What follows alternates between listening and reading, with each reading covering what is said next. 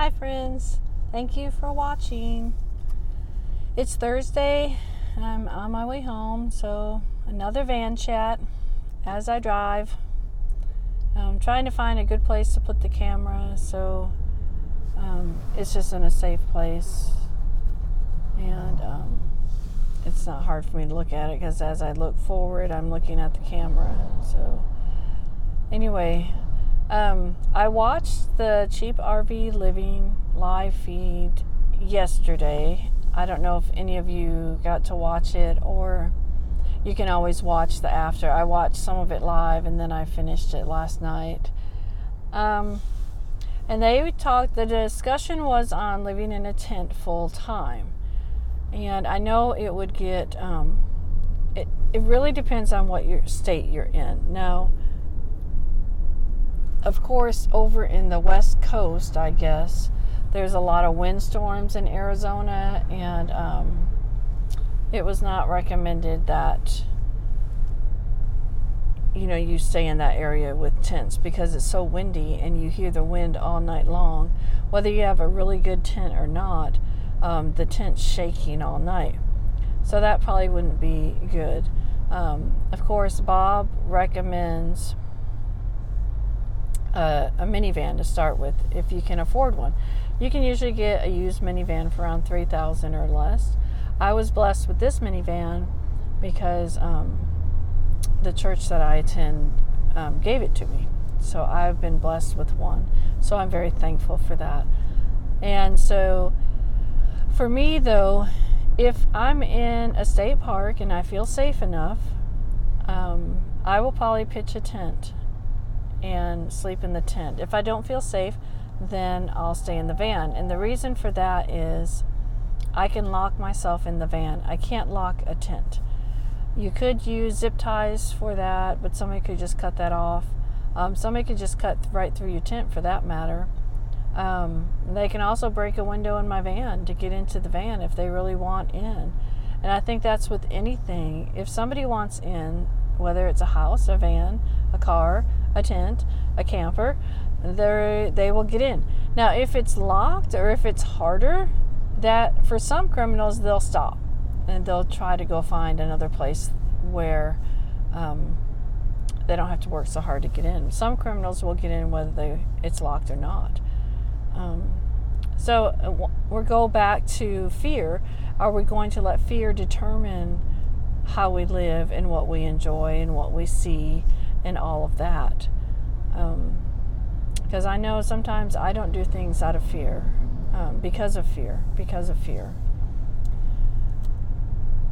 So I do have a tent and I'll probably use it. It's not an expensive tent.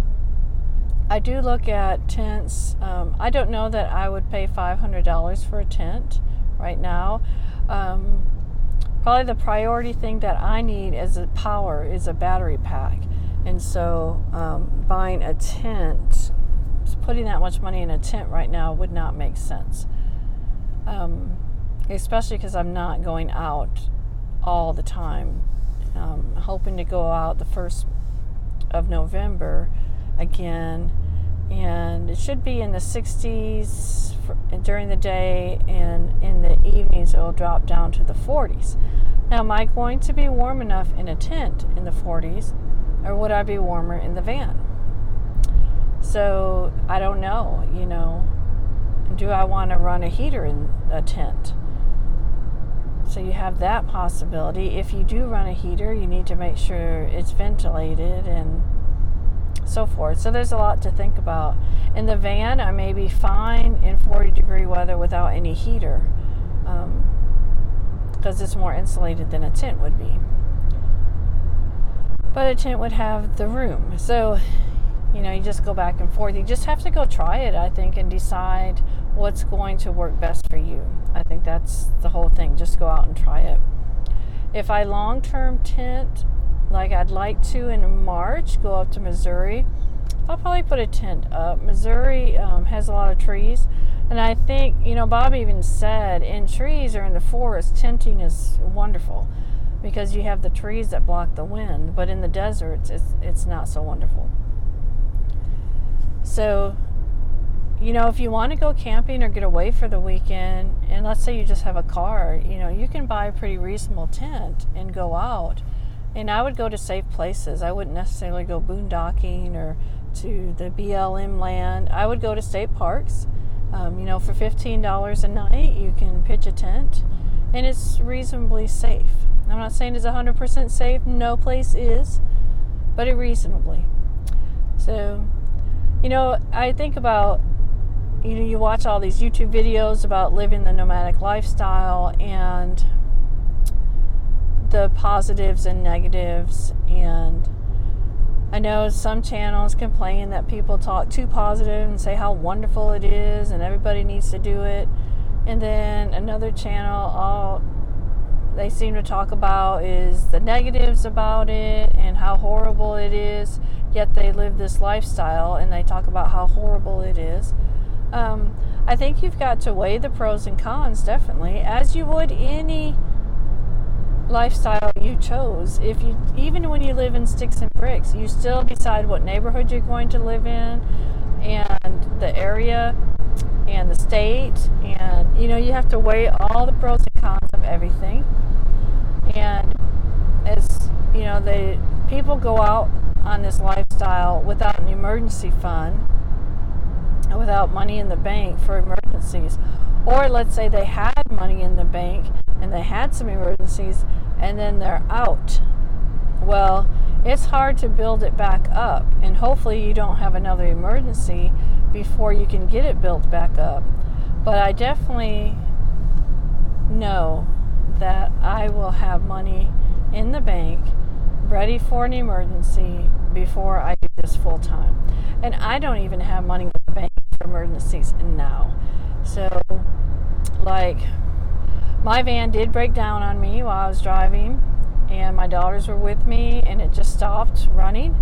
And this wasn't even the flat tire situation. So I do have roadside assistance, but what I learned about my roadside assistance with my insurance is it will only tow me 11 miles. And I was thinking, are you kidding me? Even within my city, I need to go more than 11 miles to get home or to the mechanic or whatever. So I was very disappointed in that. So I had to pay like $45, $50 for the however many more miles it was over 11. Which, a regular tow is like $50, $60. So I don't really know. I don't know what my insurance covered, to be honest. So then we had to get a Lyft driver, and so I had to pay for that. That was probably another $20. So you're up to about $70 right now, and the van is not even fixed. So, I did have money to pay for that stuff. And then finding out what's wrong with the van, it being at a mechanic, I had to rent a car for a few days, so that's something else I had to pay for. The blessing that I had is that the church that gave me the van, they paid to get it fixed. So I was blessed with that. I was still out several $100s though, because I had rented a car for a few days because I had just started back to a new job. I just started a new job, and so I did miss. I think I missed one day, and I rented a car for the other days. So that's real life. That's not even a nomadic lifestyle. That's just my life and the emergency that I had during my life. And we all have those emergencies. So I know some YouTubers criticize other nomads that don't have this emergency fund. Well, a lot of us don't have an emergency fund. Whether we live a nomadic lifestyle or whether we live in sticks and bricks, we don't have money sitting in the bank to pay for a water heater, a washer and dryer, or the car breaks down, or your air conditioner goes out in your house. I know a lot of people do, but most of my friends that I have, they don't have all this extra money in savings. Okay, so that being said, I do know that I will make sure that I have an emergency fund before I head out full time. And also, I've been debating about getting AAA towing insurance, and you have to pay, it's a little over $100. At first I thought it was $70, and then when I looked at it closer, it's $70. That's for 2 people, so me and one of my daughters could use it, and that includes towing. I think 4 tows for 5 miles. I said 5 miles? I mean, that's less than what my insurance will do. Why would I pay extra for something that's going to do less than what I can call my insurance for, which I'm already paying? So I'm thinking, great, this is not going to help me at all. And so I think, okay, should I get this insurance or not? So I look at the next level of insurance, and you can pay a little over $100 for 2 people. And the towing, I think, is 100 miles. I'll have to look at it again, but I think it's like 4 tows, 3 or 4 tows for 100 miles within that year. And then they'll change the tire, they'll bring gas to you, and I think in some cases even replace the battery. I'm not sure.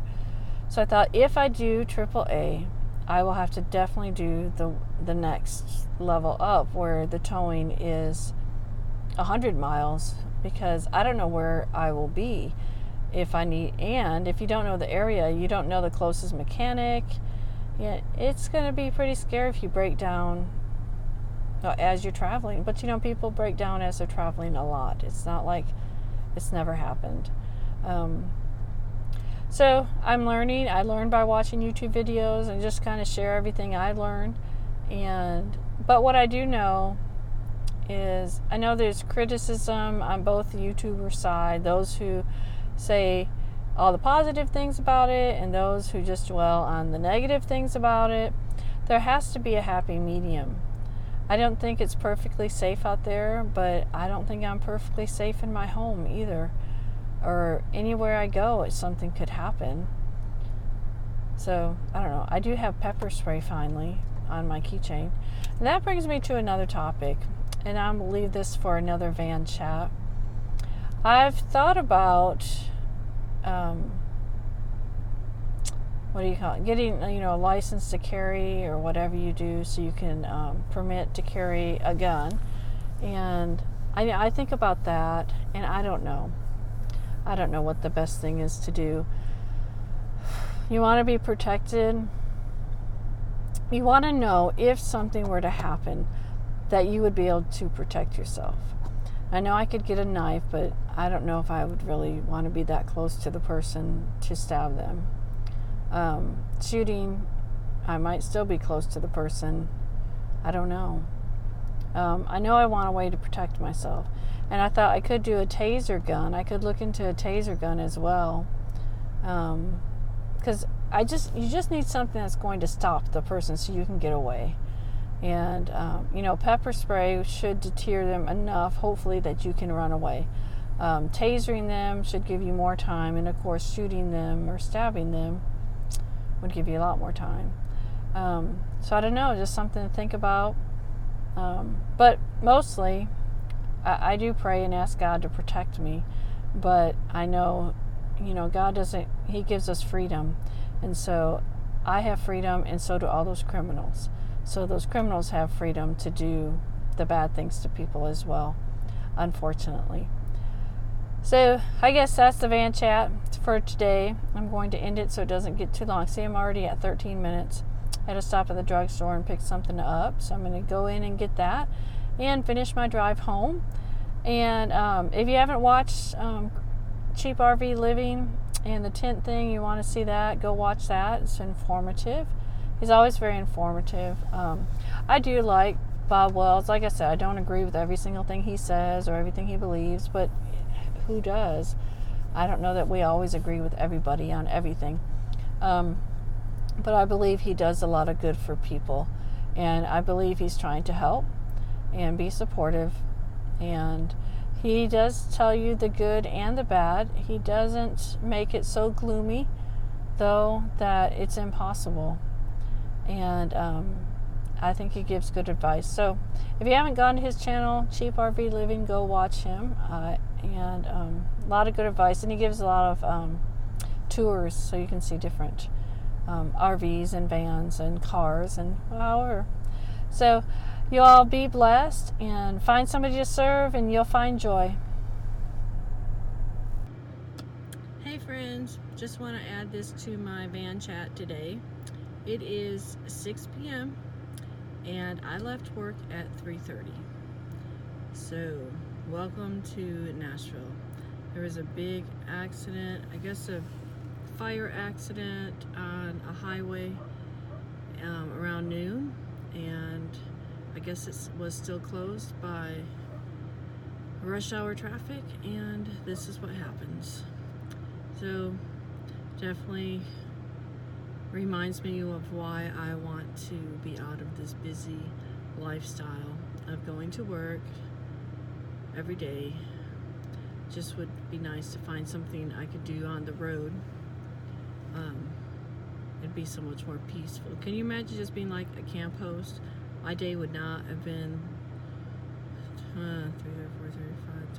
3 or 4 hours on the road. So anyway, I just want to add that to my chat today because it's just a little frustrating. So go home. My dogs are barking, ready for me to be home. I'll talk to y'all later. Bye.